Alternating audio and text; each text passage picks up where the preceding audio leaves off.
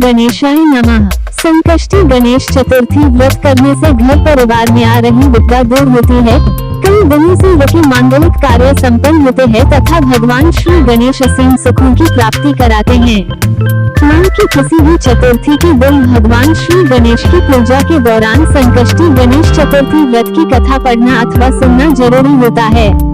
इससे संबंधित 4 कथाएं प्रचलित हैं। दोस्तों, आज आपके लिए प्रस्तुत हैं श्री गणेश की 4 कथाएं। आइए ध्यान से सुनिए, वीडियो पूरा देखें। बीच में न छोड़े, कथा का लाभ नहीं मिलेगा। जय श्री गणेश जी। ओम गणेशाय नमः। नमस्कार दोस्तों, बातें ज्ञान की यूट्यूब चैनल में आपका स्वागत है।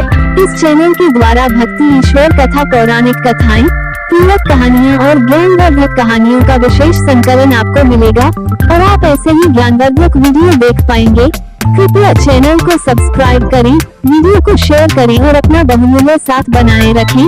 धन्यवाद। पौराणिक एवं प्रचलित श्री गणेश कथा के अनुसार एक बार देवता कई विपदाओं में घिरे थे। तब वो मदद मांगने भगवान शिव के पास आए। इस समय शिव के साथ कार्तिकेय तथा गणेश जी भी बैठे थे। देवताओं की बात सुनकर शिव जी ने कार्तिकेय व गणेश जी से पूछा कि तुम में से कौन देवताओं के कष्टों का निवारण कर सकता है। तब कार्तिकेय व गणेश जी दोनों ने स्वयं को इस कार्य के लिए सक्षम बताया।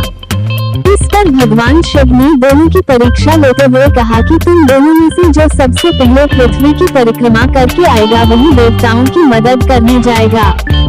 भगवान शिव के मुख से ये वचन सुनते ही कार्तिकेय अपने वाहन मोर पर बैठकर पृथ्वी की परिक्रमा के लिए निकल गए, परंतु गणेश जी सोच में पड़ गए कि वह चूहे के ऊपर चढ़कर सारी पृथ्वी की परिक्रमा करेंगे तो इस कार्य में उन्हें बहुत समय लग जाएगा।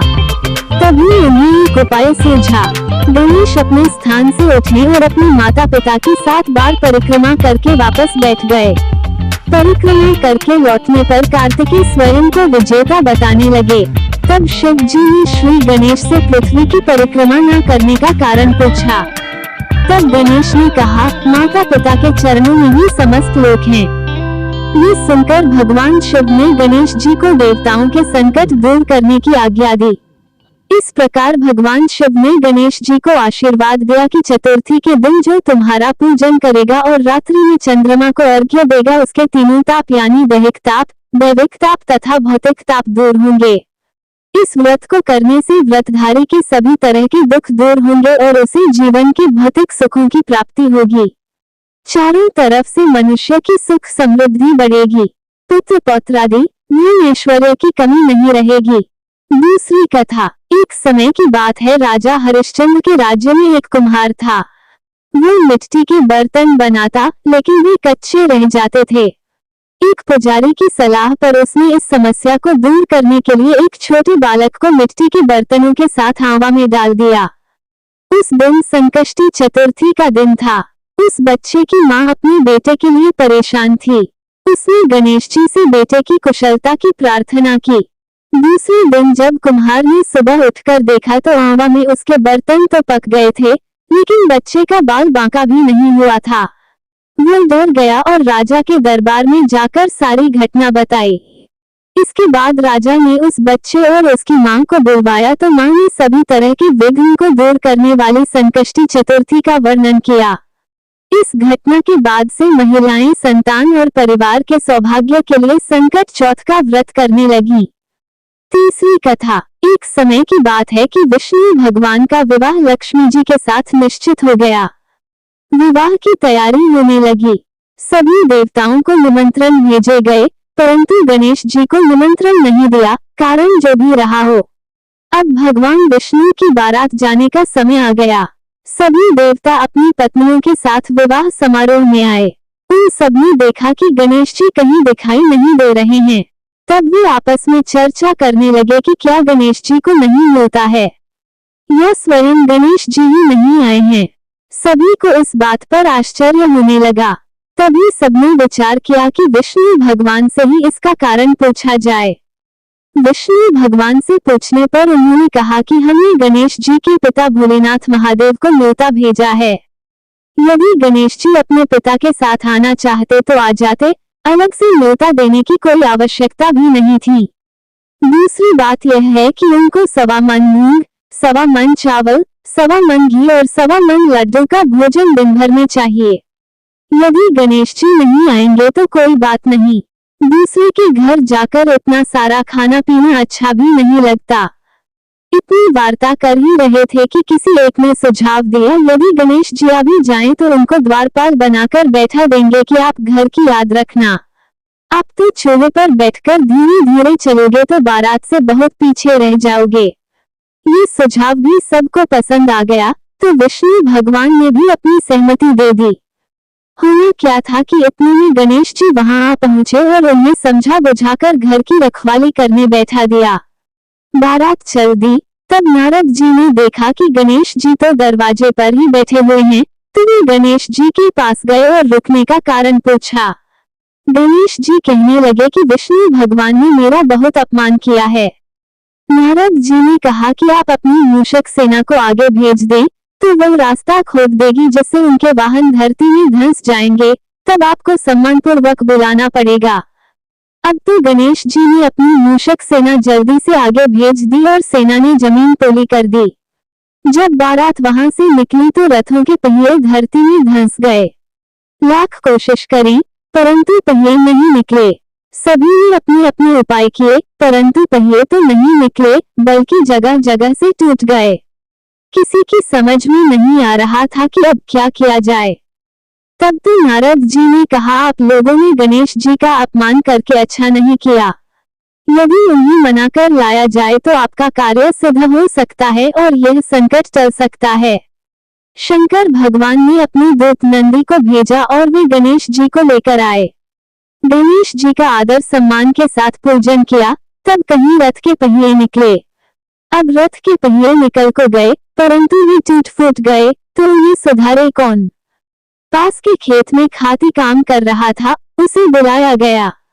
खाती अपना कार्य करने के पहले श्री गणेशाय नमः कहकर गणेश जी की वंदना मन ही मन करने लगा। देखते ही देखते खाती ने सभी पहियों को ठीक कर दिया। तब खाती कहने लगा कि हे देवताओं, आपने सर्वप्रथम गणेश जी को नहीं मनाया होगा और न ही उनकी पूजन की होगी, इसीलिए तो आपके साथ यह संकट आया है। हम तो मूर्ख अज्ञानी हैं, फिर भी पहले गणेश जी को पूजते हैं, उनका ध्यान करते हैं। आप लोग तो देवतागण हैं, फिर भी आप गणेश जी को कैसे भूल गए? अब आप लोग भगवान श्री गणेश जी की जय बोलकर जाएं, तो आपके सब काम बन जाएंगे और कोई संकट भी नहीं आएगा।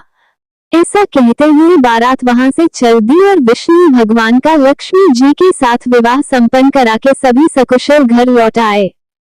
हे गणेश जी महाराज, आपने विष्णु को जैसो कारज सारियो, ऐसो कारज सबको सिद्ध कर जो।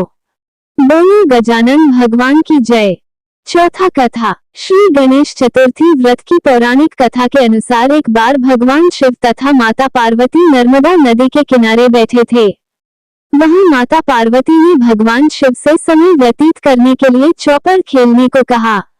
शिव चौपर खेलने के लिए तैयार हो गए, परंतु इस खेल में हार जीत का फैसला कौन करेगा, ये प्रश्न उनके समक्ष उठा तो भगवान शिव ने कुछ तिनके एकत्रित कर उसका एक पुतला बनाकर उसकी प्राण प्रतिष्ठा कर दी और पुतले से कहा, बेटा, हम चौपर खेलना चाहते हैं, परंतु हमारी हार जीत का फैसला करने वाला कोई नहीं है, इसीलिए तुम बताना कि हम दोनों में से कौन हारा और कौन जीता।